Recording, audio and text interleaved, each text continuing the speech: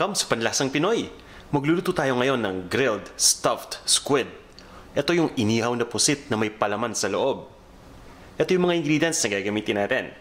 Gagamit tayo dito ng malaking pusit, ng kamatis, sibuyas, ng luya, ng mirin. Ito yung uri ng matamis na rice wine, ng soy sauce o ng toyo, ng annatto oil, ng dahon ng sibuyas, at ng lime o ng kalamansi. Bukod dito, gagamit pa tayo ng salt at ng ground black pepper. Umpisa na natin.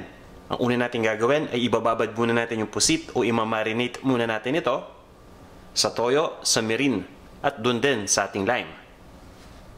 Ilalagay muna natin yung toyo dito.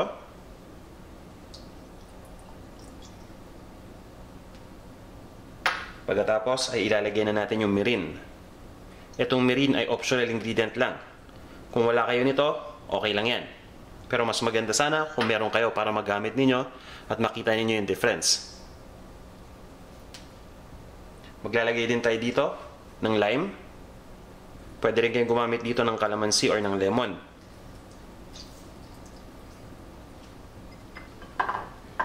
Ibababad muna natin yung pusit dito ng ilang minuto habang ginagawa na natin yung palaman o yung stuffing nito.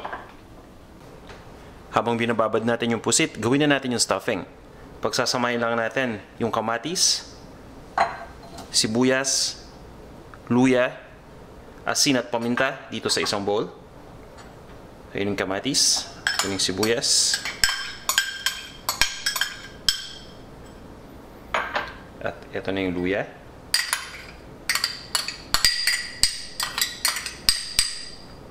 Haluin lang natin ito. At maglalagay tayo dito ng asin at ng ground black pepper. Ito yung ilalagay natin sa loob ng pusit mamaya bilang stuffing o bilang palaman. Ayan. Ito na yung ating pamintang durog o yung ground black pepper.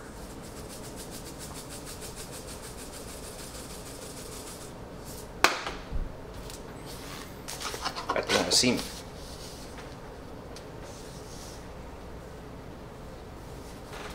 Haluin natin ulit ito. At once na mahalo na natin mabuti, ilalagay na natin ito sa loob ng pusit kasama ng dahon ng sibuyas. Kukunin ko lang yung dahon ng sibuyas. Yung ating green onion or scallions. Ayan. Ilalagay lang natin dito sa parehong pusit.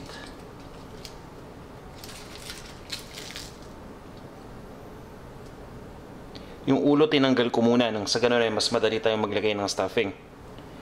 Ibabalik lang natin mamaya at isa-secure lang natin yun ng toothpick para hindi matanggal. So yun guys. Nilagay na natin dito yung ating green onion o yung dahon ng sibuyas. Ilalagay naman natin yung mixture ng kamatis at sibuyas dito. Gagawin natin yung same procedure dun din sa isang pusit.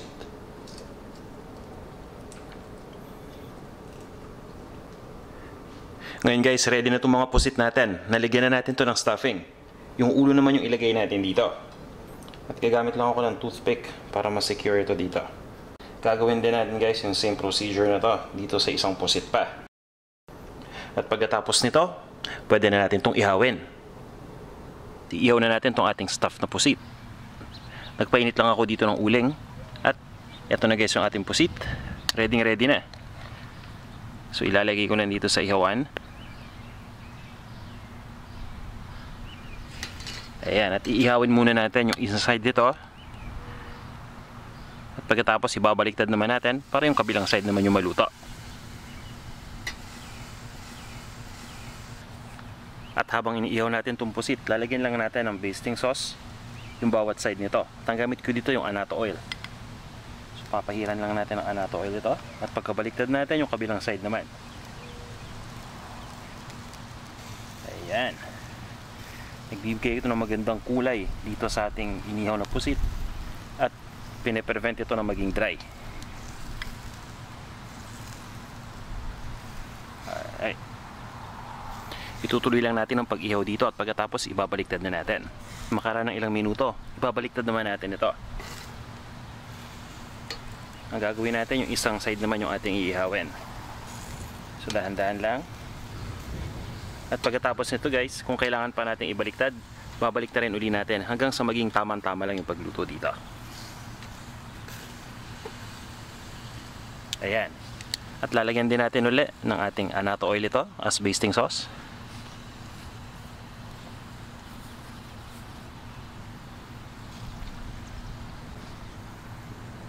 Ayan guys, ibaliktad uli natin para yung kabilang side naman yung maluto uli.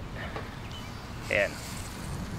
Ginagawa ko yung maraming beses na pagbaliktad nang sa ganun ay hindi ma-overcook ito. At syempre, bawat baliktad, lalagyan natin ito ng basting sauce. Kapag complete na natin naluto itong ating pusit, ililipat lang natin ito sa isang serving plate. At serve na natin ng may kasamang masarap na sausawan na pinaghalong kamatis, sibuyas, toyo, at suka. Para sa kumpletong recipe, bisita lang kayo sa panlasangpinoy.com. Ito na ang ating grilled stuffed squid.